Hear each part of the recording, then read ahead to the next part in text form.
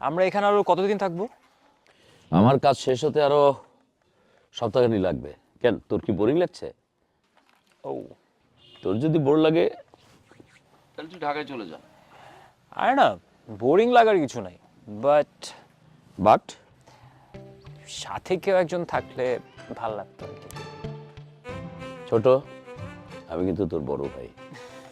কাকে কি বলিস একটু হিসাব করে বল। I mean guide guide. ও গাইড, আরে বাহ, এটা তো আগে বলবি, এটা কোনো ব্যাপার না।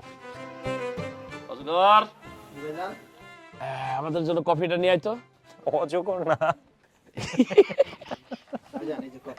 বাহ, থ্যাংক ইউ। আমি জানি তোর নাম আজগর, কিন্তু তোর এই ড্রেস আপ দেখে অজগরের মতো মনে হইতেছে। এই শীতের মধ্যে তুই কেমনে একটা খালি টি শার্ট পরে বসে আছিস? সামনে তো আগুন জ্বলতেছে, ভালো লাগতেছে না? ও হ্যাঁ, ও তাই না? তুই ঘরে থাকলে এই আগুন ওইখানে চলে যাচ্ছে। আচ্ছা শোন, বেশি কথা বলার দরকার নাই।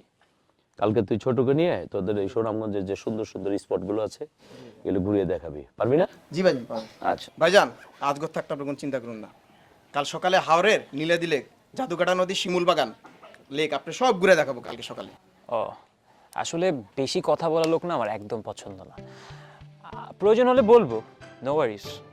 শোন অজগর না আজগর, তুই যা ভিতরে যা, যে আমাদের রাতের খাবারটা রেডি কর। আপনি আবার অজগর করছেন। ওকে যা না, রাতের খাবার খেয়ে শুয়ে পড়ি, তারপর তুই ডিসিশন নিতে এখানে থাকবি না চলে যাবি। হ্যাঁ